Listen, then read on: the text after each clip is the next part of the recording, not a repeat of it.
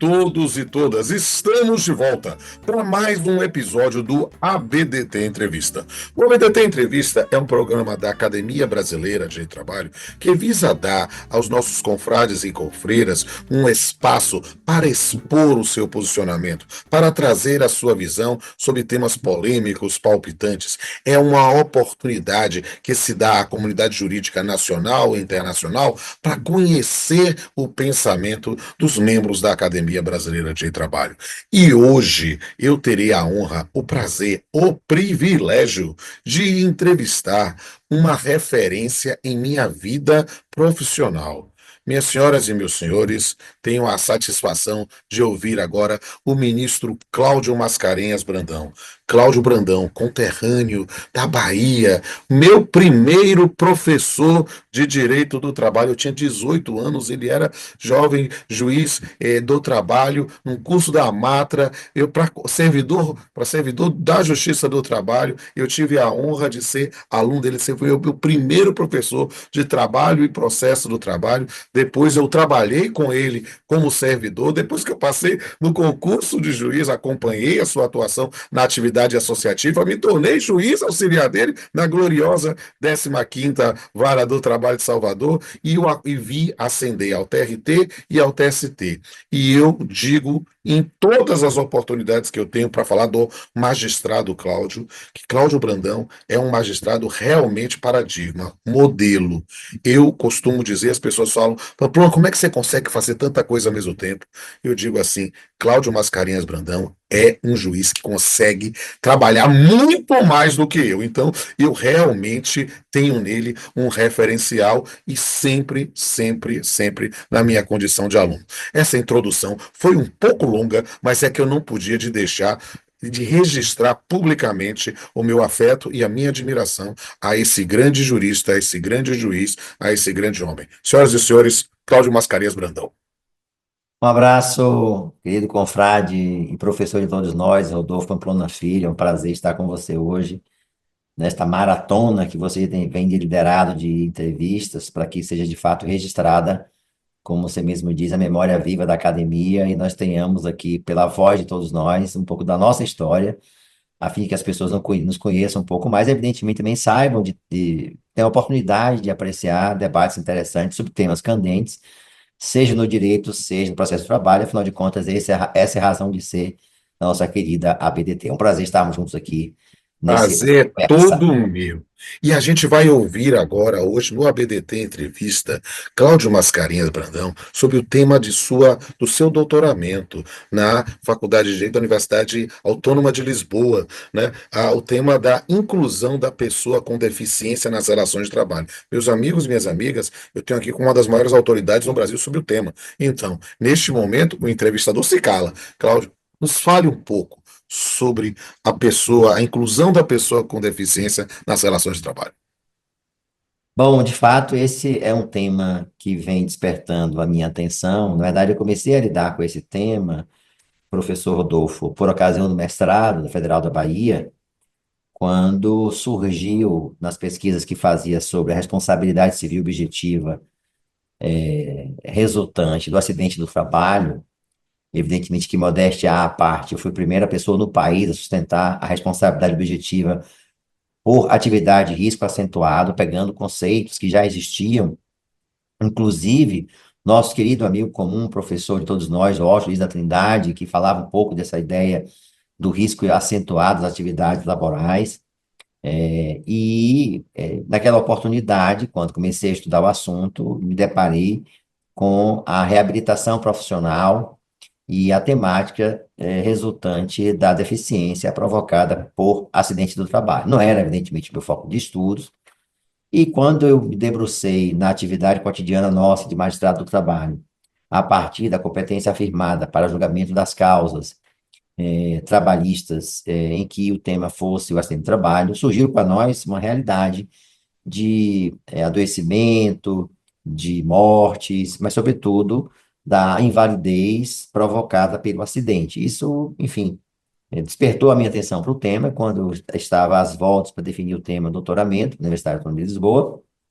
Eu, então, resolvi fazer um corte temático para estudar exatamente a inclusão da pessoa com deficiência, a partir da norma matriz que o Brasil ratificou, que é a Convenção da ONU sobre os Direitos das Pessoas com Deficiência. E é interessante esse registro, porque o Brasil subscreveu essa convenção, é o primeiro tratado da ONU de Direitos Humanos do século XXI, é o primeiro tratado que o Brasil subscreveu com a tramitação equivalente, emenda constitucional, e, portanto, uma norma jurídica que derroga todas aquelas contrárias ao que nela é tratado, e pude constatar que, infelizmente, essa temática não sensibiliza a comunidade jurídica em geral, enquanto que na sociologia, os estudos datam dos anos 70, um pouco até antes, mas, enfim, nos anos 70, começa a sociologia a produzir textos, estudos acadêmicos, estudos científicos, com densidade acadêmica mesmo, sobre os efeitos da deficiência na vida social da pessoa,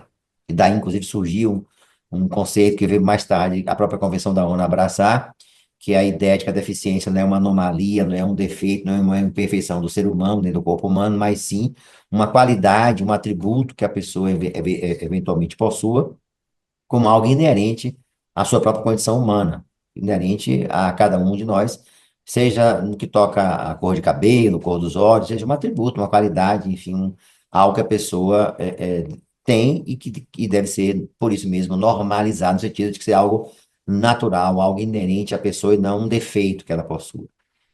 E aí, né, quando eu comecei a estudar o tema, verifiquei que o Brasil, à semelhança de outros países, não havia uma bibliografia densa sobre o tema, ao contrário, você não tinha uma obra que se dedicasse especificamente a estudar a inclusão pelo trabalho desse segmento populacional, que, enfim, nós estamos falando aqui atualmente em torno de 13% da população brasileira convive com deficiências.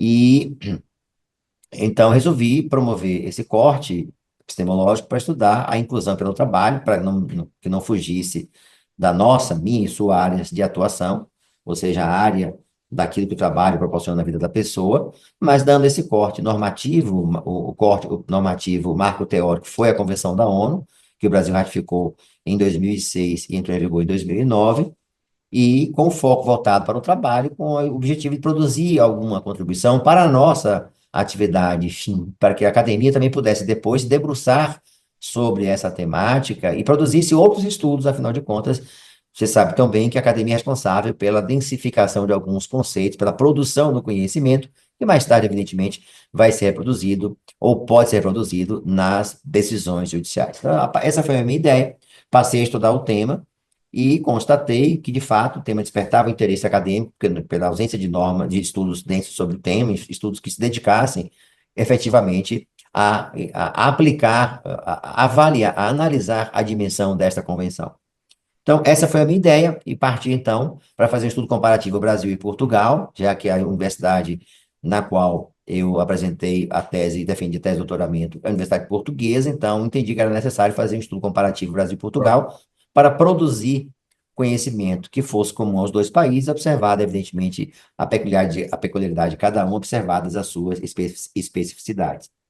Então, essa foi a ideia, estudar a convenção, e, ao fazê-lo, tive a oportunidade de verificar que a convenção é muito rica em inovações jurídicas, é muito densa em conceitos, é muito inovadora nos vários aspectos relacionados à deficiência. A partir, inclusive, da sua própria compreensão do que seja deficiência. A convenção inova bastante, para romper com o que se chama na academia de modelo médico da deficiência, que analisava a deficiência, repito, a partir de um defeito, de uma imperfeição, de uma anomalia do ser humano. Que ao longo da história, todos nós sabemos, a pessoa com deficiência foi vítima das mais variadas formas de exclusão social. Inclusive, nos tempos mais antigos, ela era jogada fora, jogada à margem dos rios, jogada de precipícios, enfim, porque era tida como alguém que não tinha condição de vida na sociedade, enfim, onde ela nascia. E a convenção, fazendo aqui um salto na história, introduz uma nova compreensão, um novo conceito para a deficiência, e essa é a primeira grande mudança que ela introduz nos países que a subscreveram. É o segundo tratado na ONU com a maior quantidade de ratificações, só perde para a Convenção da ONU sobre os Direitos da Criança, enfim, que é a convenção mais ratificada no mundo inteiro, pelo sistema da ONU, A segunda convenção que recebeu maior quantidade de ratificações é a Convenção da ONU sobre os direitos da pessoa com deficiência, e o Brasil subscreveu essa convenção, já disse, com o status de equivalência não condicional, e também subscreveu o protocolo facultativo que a acompanha.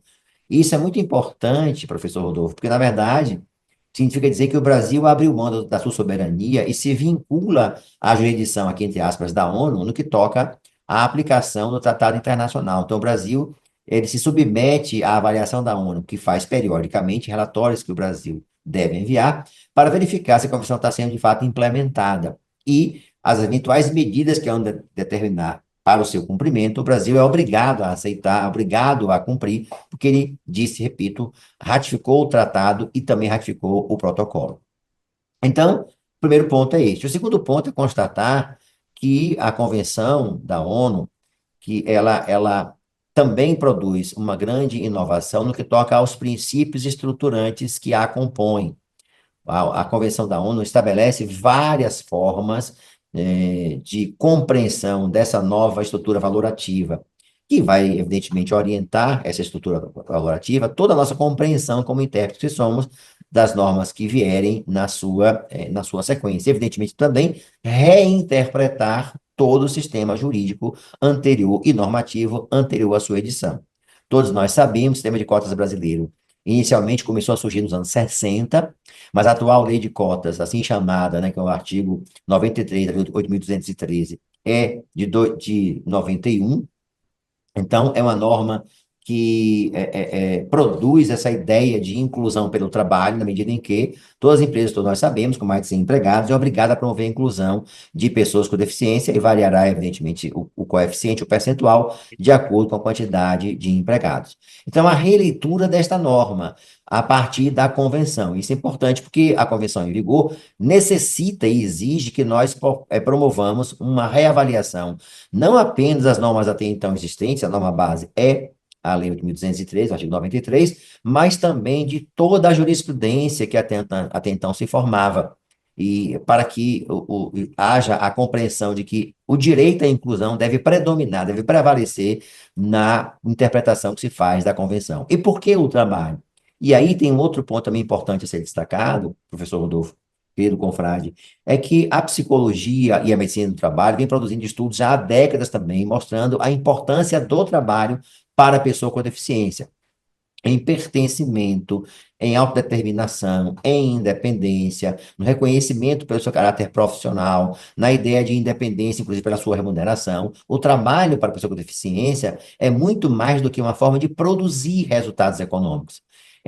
O trabalho produz para ela toda uma série de sensações que valorizam a sua forma de ver o mundo e ver a vida. E nós temos que respeitar essa peculiaridade, por quê? Porque a Convenção estabeleceu, quando tratou do direito ao trabalho, o direito que seja a ela assegurada a igualdade de oportunidades para que possa produzir resultados, desde a escolha do trabalho, de processo seletivo, para que ela tenha reconhecido que o trabalho deve ser feito para ela e não ela feita para o trabalho. Essa é uma outra mudança que a Convenção estabeleceu, definindo, por exemplo, uma nova e típica forma de discriminação, que é de discriminação em razão da deficiência.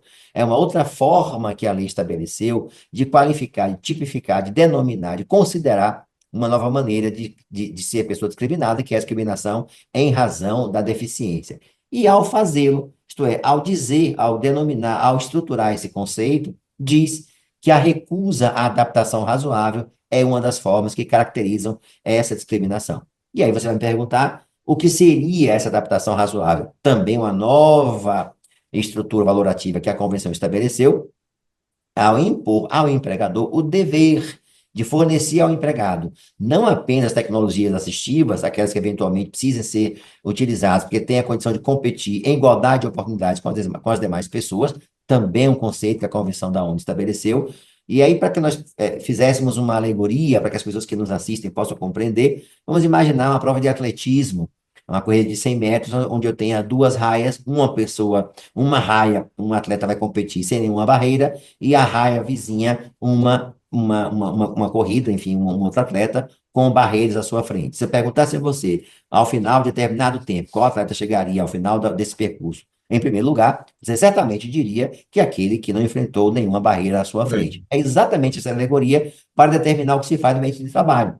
Se eu tenho o dever de assegurar as iguais oportunidades, eu tenho que dar a essa pessoa condições de disputar, em igualdade de condições, claro, os mesmos espaços de trabalho que na empresa são oferecidos. Isso vale para todos os aspectos, desde mudança do posto de trabalho em si, a mesa adaptada, a máquina adaptada, se for o caso de tecnologias de leitura de tela, se utilizar computador, mas também procedimentos, jornadas adaptadas, metodologia de trabalho. Muitas vezes é preciso mudar um ritmo, uma forma de desenvolvimento da atividade, compatibilidade com horários que ela eventualmente precise para que tenha condições de competir em condições iguais. E perceber, por exemplo, que se eu vou aferir a produtividade, eu tenho um resultado meramente objetivo, eu tenho que levar em consideração que não pode ser um número aferido no aspecto meramente objetivo. Eu tenho que observar que aquela pessoa tem peculiaridades que eu tenho que observar e respeitar para chegar àquele resultado. E ao fazê-lo, a lei impõe, é importante que eu diga isso, professor Rodolfo, a lei impõe ao empregador não uma faculdade, mas um dever. E eu chamo de dever fundamental, porque é um dever que se associa ao exercício de um direito fundamental, que é o de oportunidades iguais, para que o empregador promova o fornecimento e a entrega de tecnologia, de adaptação razoável. Claro que nós sabemos, se eu fosse aqui discorrer sobre esse conceito, é um conceito bastante já antigo, que nasceu com aquela ideia de discriminação religiosa, o direito à liberdade religiosa nos Estados Unidos, mas hoje a convenção o incorporou e estabeleceu como norte a ideia de que o empregador é obrigado a fornecer ao empregador todos os meios para que o seu trabalho seja executado em condições iguais às demais pessoas. Isso lhe dá a oportunidade, o empregado, de ter o seu desempenho aferido segundo critérios que levem isso em consideração, e o empregador a fornecer todos os meios necessários. A única exceção que a lei impõe é aquela que é um conceito indeterminado. Você sabe muito bem que o direito civil traz essa ideia, né, de normas de conteúdo geral, cláusulas gerais, enfim, que é o ônus excessivo, que é um conceito, enfim, que é sido muito discutido, mas não é aferível tão somente para o aspecto da despesa que ele terá que fazer para que o empregado tenha condições iguais. Então, veja que eu falei aqui de algumas inovações. A própria ideia da deficiência como não mais um modelo médico, mas um modelo biopsicossocial. Isso impõe que a pessoa seja avaliada não apenas pelo seu aspecto meramente médico, mas uma avaliação bastante mais complexa, que envolva biologia, envolva meios, e envolva também relação com a sociedade. A deficiência é um conceito relacional, a norma fala conceito em evolução, e isso se faz presente para que a pessoa tenha essa ideia, nós temos a ideia que a deficiência não é algo que a pessoa porta, mas sim algo que de fato ela tem, uma peculiaridade sua, que tem que ser observada quando vamos promover a inclusão pelo trabalho. E aí, claro, o sistema de cotas, nós temos hoje grandes debates na nossa jurisprudência, que diz respeito à forma de cumprimento da cota, já citei aqui, por exemplo, a maneira como o trabalhador deve ser incluído na empresa, e nós já temos, inclusive, debates que chegaram ao Supremo Tribunal Federal, em decisões paradigmáticas, por exemplo, como a decisão do ministro Edson Fachin, relator, na DEI 5760, que afirmou que não é possível, por exemplo, que as escolas cobrem mensalidades diferenciadas para pais de crianças com deficiência. E essa decisão é uma decisão muito importante que estabelece a igualdade pela educação inclusiva. E nós sabemos que a criança precisa da sua formação adequada para que ela possa ser um adulto que tenha meios de competir no mercado de trabalho em condições de igualdade. E para isso, evidentemente, tem que respeitar que no momento em que eu estabeleça a possibilidade de cobrança de valores diferenciados, para os pais, eu estou de alguma forma limitando o acesso à educação, que é essencial na formação da pessoa com deficiência, da criança e do jovem com deficiência. Uma novidade também nesse campo de inclusão pelo trabalho, que a lei promoveu, a partir da Convenção da ONU, o Brasil editou em 2015 a chamada Lei Brasileira de Inclusão, o Estatuto da Pessoa com Deficiência, a Lei 13.146. E esta lei promoveu mudança, inclusive, na CLT, acabando, por exemplo, com o limite de idade para aprendizagem para a pessoa com deficiência. Não apenas na idade em si, mas o tempo de duração da aprendizagem. Nós sabíamos que antes havia uma limitação, e hoje essas limitações foram superadas por esta lei, que eu reputo uma das mais importantes do mundo. Eu ouso dizer, confrade Rodolfo, que o Brasil tem, na minha opinião, a lei mais avançada do mundo nessa temática, que é uma lei que tem um espectro de atuação bastante abrangente. Ela alterou direito civil, direito do trabalho, direito penal, processo do trabalho, processo penal, processo civil, direito administrativo. Ela estabelece uma série de direitos fundamentais, direito constitucional, uma série de normas que ela contém, que se espraia por todos os diversos ramos do direito, e, evidentemente, também no nosso foco, a inclusão pelo trabalho, e ela inova também na linha da própria convenção. E ela introduz, de maneira clara, a necessidade da chamada avaliação biopsicossocial, e não apenas e tão somente, como eu disse, o modelo médico da deficiência. Então, essas mudanças, e o trabalho merecia um tratamento diferenciado na convenção. O artigo 37, a lei, aliás, o artigo 37 tem uma série de normas que regem a inclusão pelo trabalho, a mostrar para todos nós a importância que há para a pessoa com deficiência trabalhar, viver em condições de competitividade, sociedade hoje, que nós sabemos, para ela trabalhar é fundamental, porque diz respeito à sua projeção para o mundo, projeção para a vida. Então, o Brasil ratifica a convenção em 2006, ela entra em vigor em 2009, em 2015, 6 anos depois, o Brasil edita a Lei Brasileira de Inclusão, e de lá para cá, nós temos vários temas que chegam ao Judiciário Trabalhista, discutindo, evidentemente, a inclusão pelo trabalho. Seja jornadas diferenciadas para empregados com deficiência, ou mesmo empregados que são pais de crianças com deficiência, levando em consideração a proteção maior à criança se é o pai, ou no caso dele próprio, empregado, a inclusão pelo trabalho a partir da ideia da tecnologia assistiva desculpe, no caso da adaptação razoável. Nós temos discussões sobre a forma de delimitação da cota. Se, por exemplo, determinada empresa pode excluir alguns trabalhadores, alguma categoria de trabalhadores para a determinação da cota. Por exemplo, um caso muito comum são os trabalhadores do parque industrial. Muitas vezes a empresa quer apenas contar para efeito de cota, ou o pessoal da área administrativa. Também se vê algumas atividades como vigilância, por exemplo. Sob o fundamento de que a vigilância é uma atividade que exige um desempenho excepcional do corpo humano, e a pessoa com deficiência não poderia ocupar postos nessa área. E, nesse particular, o Supremo Tribunal Federal, numa outra DIN, na DIN 5357, do ministro Alexandre de Moraes, também já decidiu que não pode haver nenhuma exclusão prévia e objetiva de qualquer pessoa, porque, na verdade, a deficiência é um universo bastante abrangente, as suas peculiaridades, sobretudo, porque o empregador é obrigado a promover as mudanças necessárias no ambiente de trabalho para que ela possa produzir, inclusive fornecendo, como eu disse há pouco, as tecnologias assistivas. Ora, se isso é verdade, o Supremo Tribunal Federal já se pronunciou sobre esse tema, nós não podemos partir do pressuposto que uma norma coletiva, por exemplo, possa estabelecer uma regra excludente, uma regra preconceituosa, que isso, nós sabemos, é uma forma de capacitismo, que é que é a discriminação em razão da deficiência. Então, essa é uma luta que vem de séculos e que no Brasil ganha um corpo normativo bastante inovador com a Convenção da ONU, com a Lei Brasileira de Inclusão, e nós temos que,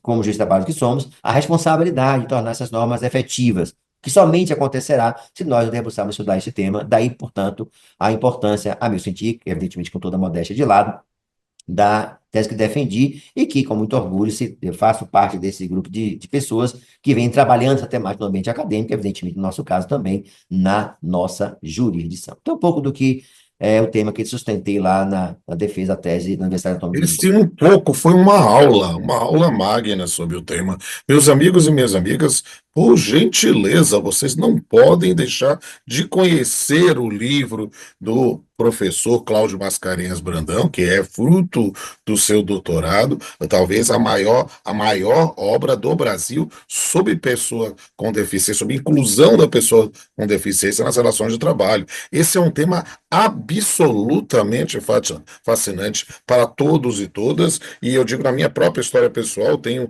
trabalhado muito nos últimos anos o chamado direito antidiscriminatório, tenho trabalhado temas anticapacitistas, e entre outras modalidades de combate à discriminação, e sem sombra de dúvida é algo absolutamente urgente a compreensão para entender isso. Até falando, dando-me uma liberdade de dizer a todos, leiam o livro do ministro Cláudio Brandão e aí vejam depois no YouTube, lá no Papeando com o Pamplona, os episódios que eu fiz sobre direito antidiscriminatório com o desembargador Ricardo Tadeu, sobre Estatuto da Pessoa com Deficiência com Marcos Errar também, porque o EPD é uma norma transdisciplinar, né, como o Cláudio colocou, é algo que repercute em vários ramos do direito. Então, nós temos aí muito material para aprofundar. E que aula! Eu quero agradecer a oportunidade de fazer essa entrevista contigo e registrar mais uma vez publicamente a minha admiração e a minha gratidão pelo destino ter proporcionado o nosso encontro quando eu era tão jovem e que me inspirou a concorrer, a correr atrás, muito mais, às vezes, do que as nossas próprias pernas. Muito obrigado. E quero registrar a todos e todas a nossa satisfação de estar encerrando aqui o ABDT Entrevista. Eu quero que todos e todas vejam também os demais episódios aqui da playlist.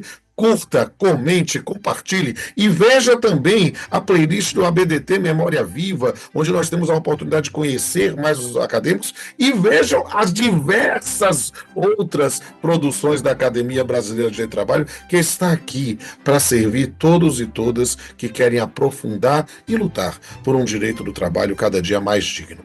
Até a próxima. Um abraço.